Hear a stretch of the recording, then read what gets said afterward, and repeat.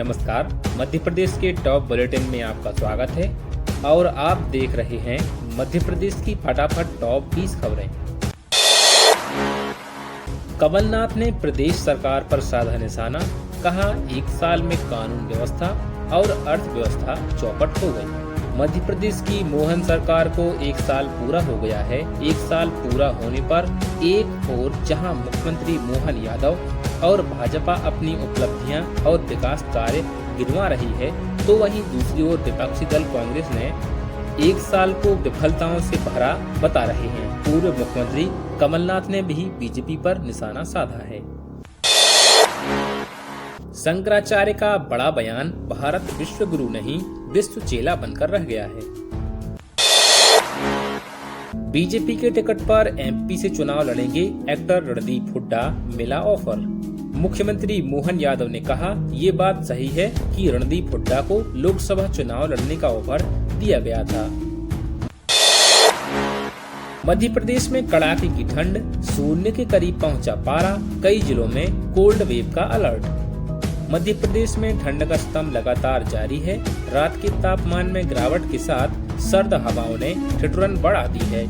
आने वाले दिनों में ठंड का असर भी तेज रहने की संभावना बताई है। मध्य प्रदेश के लिए 1.87 लाख से ज्यादा पीएम आवास मंजूर। केंद्र सरकार की ओर से विशेष पिछड़ी जनजातीय समूहों के लिए मध्य प्रदेश के लिए 1.87 लाख से ज्यादा पीएम आवास मंजूर। केंद्र सरकार की ओर से चलाई जा रही योजना पीएम जनमन के तहत पक्के घर तैयार किए जा रहे हैं, जिसमें 3 विशेष पिछड़ी जनजातीय समूहों के पात्र परिवारों के पक्के घर देने का लक्ष्य रखा गया है। मध्य प्रदेश में विशेष पिछड़ी जनजाति समूह के लिए सरकार द्वारा 2 चरणों में कुल 1,87,138 पीएम आवास मंजूर किए जा चुके हैं। लाडली बहनों के लिए खुशखबरी, खाते में आएंगे 3,000 रुपए। जी हां, मध्य प्रदेश की लाडली बहनों के लिए अच्छी खबर है। जल्द ही लाडली बहनों को 3,000 रुपए की राशि मिलेगी। दरअसल बीजेपी के पूर्व विधायक ने कहा कि जैसे ही फंड की व्यवस्था हो जाएगी, वैसे ही राशि बढ़ा दी जाएगी। मध्य प्रदेश को मिलेगी नई गति, 2640 करोड़ रुपए की लागत से तैयार होंगे फ्लाईओवर। मध्य प्रदेश में 2640 करोड़ से अधिक की लागत से 4 लेन सड़कों और फ्लाईओवर बनाने की तैयारी चल रही है। सड़क परिवहन एवं राजमार्ग मंत्रालय ने प्रस्तावों पर लोक निर्माण विभाग से जानकारी मांगी है। निर्माण कार्य के लिए राशि मुहैया कराने के लिए पीडब्ल्यूडी ने पिछले महीने मंत्रालय को पत्र लिखा था।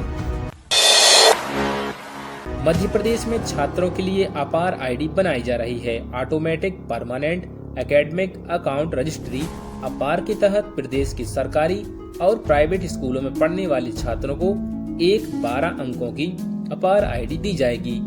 यह आईडी आधार कार्ड की तरह ही काम करेगी। भोपाल कानपुर के बीच बनेगा 526 किलोमीटर लंबा 4 लेन हाईवे। मध्य प्रदेश की राजधानी भोपाल से उत्तर प्रदेश के कानपुर तक 4 लेन हाईवे बनाया जा रहा है। इसे इकोनॉमिक कॉरिडोर नाम दिया गया है। 526 किलोमीटर लंबे इस कॉरिडोर को 4 चरणों में बनाया जाएगा, जिसके पहले चरण का काम शुरू हो चुका है। केंद्र सरकार ने इस कॉरिडोर को बनाने के लिए 3,589.4 करोड़ रुपए मंजूर किए हैं। इस इकोनॉमिक कॉरिडोर के बनने के बाद भोपाल से कानपुर की दूरी तो ज्यादा कम तो नहीं होगी, लेकिन सफर जरूर आसान हो जाएगा और करीब 2 घंटे का कम समय सफर पूरा करने में लगेगा। योगी के मंत्रियों ने मध्य प्रदेश में नेताओं को दिया महाकुंभ 2025 का निमंत्रण। प्रयागराज में महाकुंभ 2025 की शुरुआत 15 जनवरी से हो रही है, जिसका निमंत्रण देने के लिए योगी सरकार के 2 मंत्री मध्य प्रदेश पहुंचे। शनिवार को स्वतंत्र देव सिंह और दिनेश प्रताप सिंह ने बाबा महाकाल को निमंत्रण देने के बाद राजधानी भोपाल पहुंचे, जहां उन्होंने पक्ष विपक्ष के कई दिग्गज नेताओं को कुंभ में आने का निमंत्रण दिया। मध्य प्रदेश में सरकारी कर्मचारियों और अधिकारियों के अवकाश पर लगा प्रतिबंध, 26 जनवरी तक नहीं ले सकेंगे छुट्टी। दतिया कलेक्टर ने जारी आदेश में अधिकारियों और कर्मचारियों को 26 जनवरी तक छुट्टी लेने से प्रतिबंधित कर दिया है। आदेश उन अधिकारियों और कर्मचारियों पर लागू होगा जो फिलहाल छुट्टी पर हैं। ताजा आदेश के बाद छुट्टी पर चल रहे कर्मचारियों को काम पर वापस लौटना पड़ेगा। अमृत फार्मेसी पर मरीजों से दवाओं के अधिक दाम वसूलने का आरोप, MOU का उल्लंघन, एम्स प्रशासन खामोश। पार्वती काली सिंध चंबल लिंक परियोजना से जुड़ेंगे 263 गांव। मध्य प्रदेश और राजस्थान की महत्वपूर्ण पार्वती काली सिंध चंबल लिंक परियोजना का आगाज होने जा रहा है।